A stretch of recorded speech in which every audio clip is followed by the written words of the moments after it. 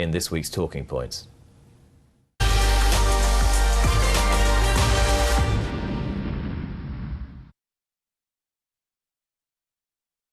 Right, here we go, a Super 7 this week for my guests Lee Mottershead and Oisin Murphy. We start with female jockeys and the chance that one will become the first woman to win at Royal Ascot since Gay Kellaway on Sprowston Boy all those years ago. We wheel this out far too often. Lee, will it happen this year? Probably not, because history tells us it probably won't. It's 32 years since Gay Kellaway won the Queen Alexandra on Sprowston Boy. That's an awful long time between drinks. We looked at it this week in the Post, just looking at the general situation for women riders at Royal Ascot. It's got slightly better in the last couple of years. I think 4 years ago there were 2 rides for women jockeys, 3 years ago there was 1 ride. Last year it was 9. Holly Doyle, I think, had a second in the Sandringham. Yes, she did. But it's still not good enough, and it's still a long way below the level of jump racing, where we've seen Bryony Frost, Rachel Blackmore and others really rise towards the top of their sport, getting rides in big races. That doesn't yet happen for women on the flat here. The interesting thing is, Oisin, in 2011, where Hayley Turner rode 2 Group 1 winners, if you'd said to me there'll be 2 professional female jump jockeys, England and Ireland, ride Grade 1 winners at the Cheltenham Festival before there is a female jockey rider winner at Royal Ascot, I'd have said you were completely bonkers. It's a funny old world, isn't it? It is, it's amazing. You know, Holly Doyle gets great opportunities off Archie Watson, and Josie Gordon's riding really well. Rafe and Josie have teamed up successfully on many occasions recently. Yeah, that's a nice tie-up for her, isn't it? I've no doubt, you know, either of those girls, and Nicola Curry's, in my view, a top rider. She rides predominantly for Jamie Osborne. One of them is going to break through at the very top level. They just need a top horse, and Hayley is a very good rider. She's been there and done it. Although she lacks a Royal Ascot winner, she's ridden numerous Group 1 winners. Yeah, and that's a quirk of circumstance, really. You'd have thought she would have ridden a Royal Ascot winner by now. Nicola Curry, you mentioned, rides the Ascot Specialist Raising Sand at Ascot this week, so you hope that would have some sort of a chance. 2 men who will have chances at Ascot are Karen McAvoy and James McDonald. The Australian invasion is coming, and they are set to do pretty well, I'd say, over the next few weeks. Oisin, what do they add, what do they bring to the weighing room in the summer if they have a period over here? Well, obviously I know both very well from my travels. James is top rider, as is Karen, who's obviously a few years older. You know, it's interesting because Ascot is a different platform. Jockeys come from all over the world. You've got international horses. It takes a little bit more thinking about than your day-to-day stuff.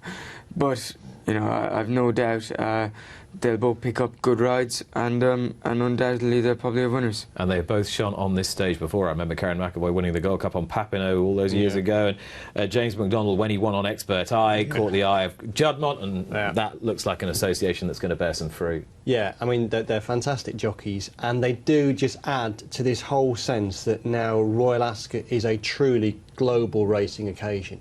You know, I penned a piece for the column tomorrow looking at Ascot a quarter of a century ago, and how very much in those days it was a completely different thing. On the Tuesday of Royal Ascot last year, there was 25 years ago, there was 1 Irish runner on the whole card.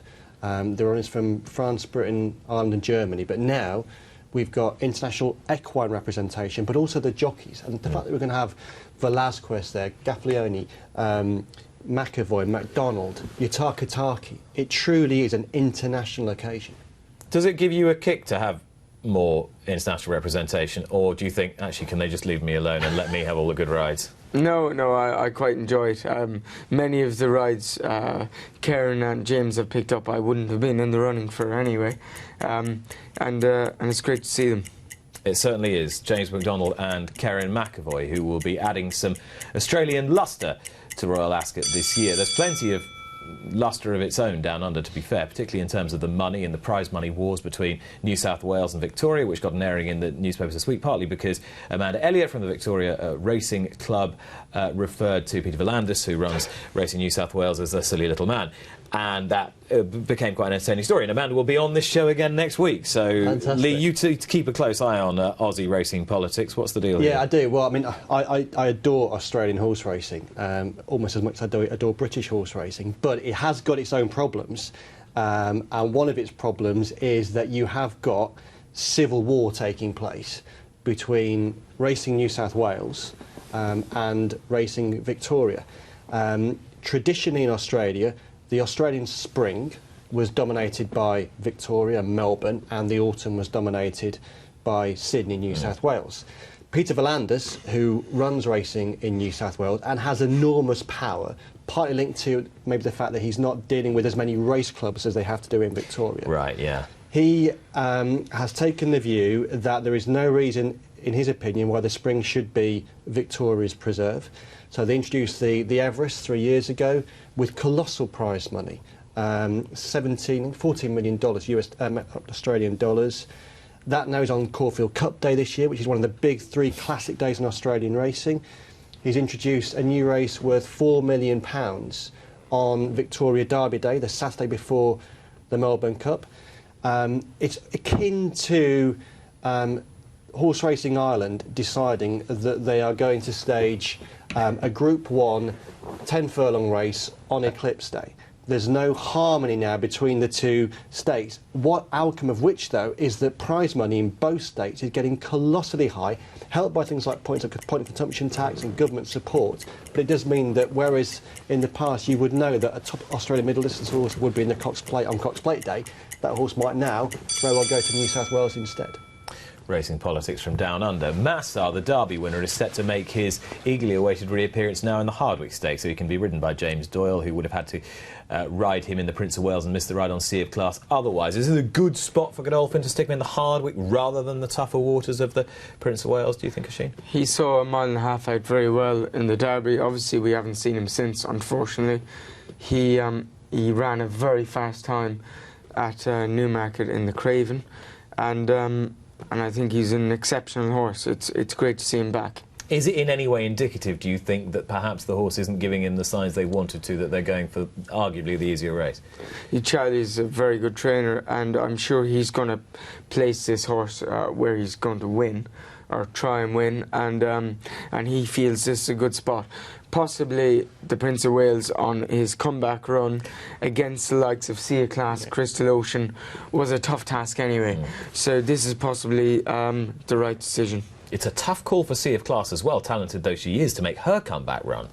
Yeah, it is, and it's an indication of how highly William Haggis thinks of it, because of course with a horse like that you could have gone for, say, the Pretty Polly at the Curragh on Derby weekend, a race for fillies and mares. Chosen not to do that. There are lots of options for fillies and mares, but William has stated that he believes she should be racing against the boys in open, all-age competition. She had a fantastic 3-year-old campaign, and she does add tremendous lustre to that Prince of Wales Stakes. Do you have a ride in this race at the moment? No. It's about the only race you don't have a ride in as things stand. Yeah, no, it's up in the air whether Saloon will go for the Prince of Wales or the Hardwicke. Sylvester Kirk, who's done an incredible job managing the horse, will make a decision with the owner this morning. He's a great fun horse, isn't he? He's great to have around, very small, came to everyone's attention when running a very fast time at Windsor about 3 years ago, at everyone's surprise. And then took everyone by surprise when nearly beating Cracksman in last year's Coronation Cup and so many other good races as well. Matt Hancock, well, he's dropped himself out of the Tory leadership race and probably spared his blushes at the same time, but in part of his pitch was the notion that betting companies should be paying a certain percentage in order to tackle problem gambling. So there should be a fixed percentage of their profits going to problem gambling. What do you make of Matt Hancock's idea? Yeah, well, Hancock had a bit more than half hour in the Tory leadership race, but not much more. You've got to have it pretty quickly. And it was a decent idea in the sense that it would have played to his audience. There is no doubt that the bookmaking community as a group is now viewed in a much more hostile way than at any point I can remember following horse racing and betting on horse racing. And Matt, although he's been a huge supporter of horse racing, has been very open in wanting to tackle problem gambling issues. And it wouldn't be at all surprised whichever of the members of this utterly wretched, depressing, miserable race is a Conservative leadership battle, picks up that baton and runs with it. But as a whole, there are very few positives to view from the whole depressing situation. So you really don't want to talk about Matt Hancock's proposal any longer, do you? I think the less we can talk about the group of people who are vying to be our Prime Minister, the better. But the problem is the whole situation is utterly from left and right, and you know, you got Chuck Ramuna going from one party to the next. There's nothing, you know. Thank God for Ascot, because the real world at the minute is just so unspeakably awful. We did mention this earlier in the programme. Racing is a great escape, isn't it? Yeah, poor Theresa May. She was handed the Brexit envelope, although it wasn't her idea, and she's been handed the blame as a result. So, look, I'm sure she's pleased to be relieved of her position. But what a time to be Laura Kuenssberg. Yeah, indeed so, and Brexit cast buddies as well. Charles Burns. Normally you can't get a word out of Charles Burns, but you could get a couple of words out of Charles Burns this week, because he was venting about the BHA inquiring to trainers as to their running plans prior to a race, running and riding plans prior to a race based on betting intelligence. Yeah. And he feels that Irish trainers in England are being specifically picked on in that regard.